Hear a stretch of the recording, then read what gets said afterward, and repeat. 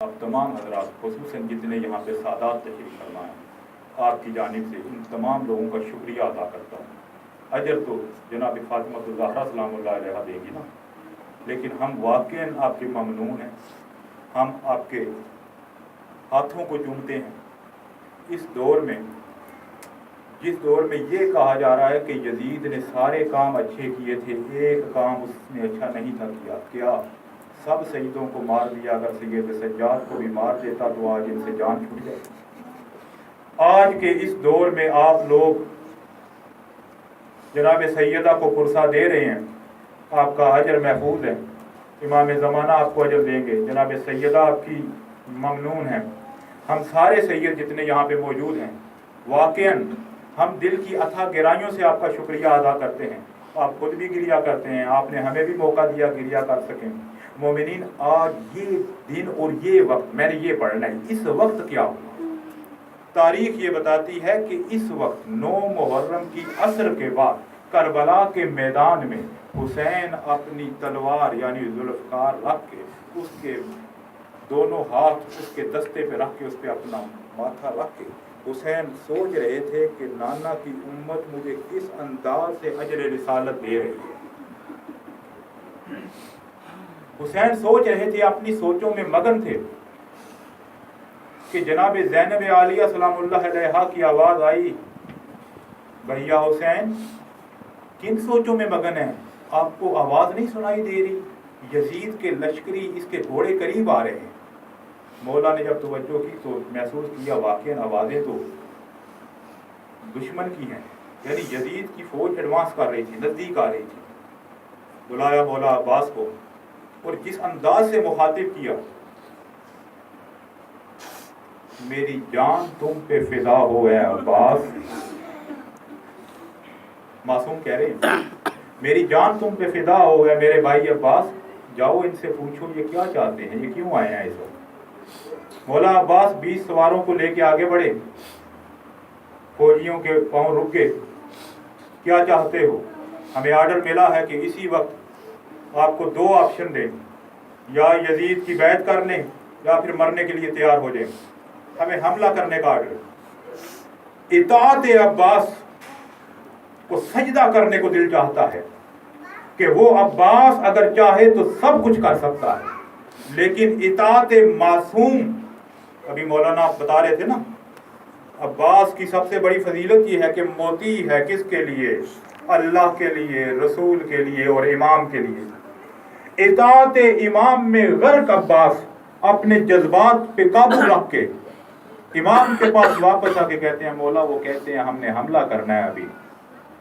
اور عباس کے صبر کا امتحان دیکھیے۔ عباس جاؤ ان سے کہہ دو کہ ہمیں 1 رات کی مہلت دیں، اور اللہ بہتر جانتا ہے کہ مجھے کتنی محبت ہے اللہ کی عبادت سے، نماز سے، قرآن سے، عبادت سے۔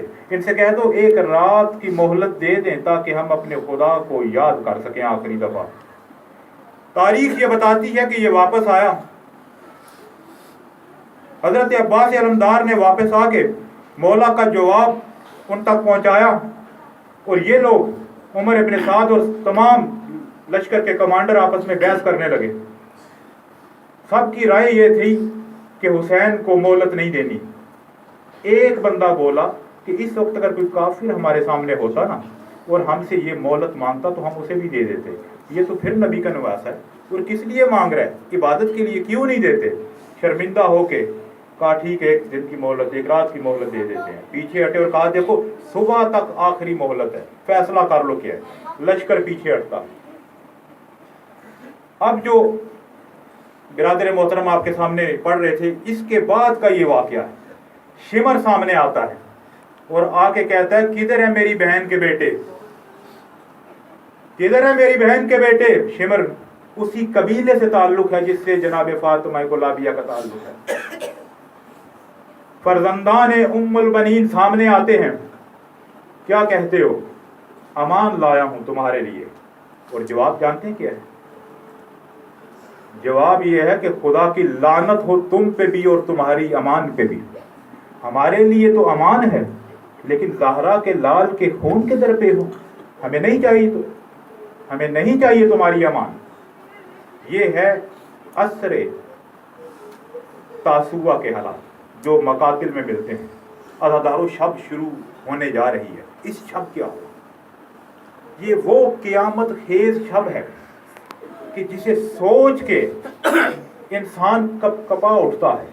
یعنی آج کی شب، یہ چاند جو نظر آ رہا ہے، جب یہ غروب ہو جائے گا تو بنی ہاشم کے سارے چاند غروب ہو جائیں گے۔ اس سورج کے طلوع ہونے کا انتظار ہے کہ جس کے طلوع نہ ہونے کی خواہش سید زادیوں کے دلوں میں پائی جاتی ہے۔ مولا نے اس شب، اس رات کے مختلف حصوں کو کیسے تقسیم کیا؟ ایک بڑا حصہ تسبیح و تحلیل کے لیے وقف کیا۔ یزید کی فوج میں جو وقایع نگار آئے تھے وہ یہ کہتے ہیں کہ اس طریقے سے تسبیح و تحلیل اور خدا کی یاد کی آوازیں آ رہی تھی جس طریقے سے شہد کے مکھیوں کے چھتے سے آواز آتی ہے۔ تمام بنی ہاشم ان کے اعوان و انصار خدا کو یاد کر رہے ہیں، اس لیے کہ آخری موقع ہے اپنے پروردگار کا ذکر کر سکیں۔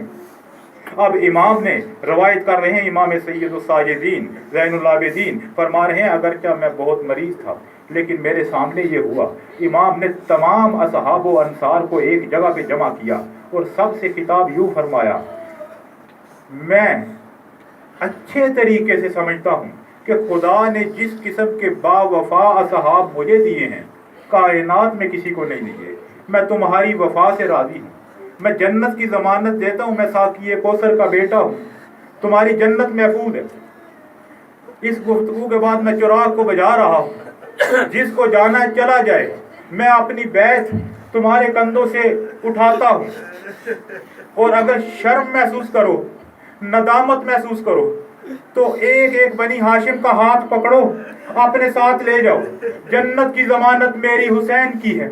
جب امام نے یہ کہا تو سب سے پہلے کمر بنی ہاشم عباس ابن علی اٹھ کھڑے ہوئے، مولا ہم کس لیے اپنی جانیں بچائیں؟ اس لیے کہ آپ کے بعد زندہ رہیں، تو ایسی زندگی پہ جو امام کے بعد ہو۔ عباس کی گفتگو ختم نہیں ہوئی، حبیب ابن مظاہر اٹھتے ہیں، اٹھ کے کہتے ہیں، مولا میرے دل کی خواہش یہ ہے کہ آپ کی نصرت کرتے ہوئے، آپ کی مدد کرتے ہوئے قتل کیا جاؤں، دوبارہ زندہ ہوں، پھر قتل کیا جاؤں، 70 دفعہ اس طرح ہو، میرے دل کی خواہش یہ ہے۔ حبیب ابن مظاہر کی بات ختم ہوئی ہے، مسلم ابن اوسجا اٹھتے ہیں، انہی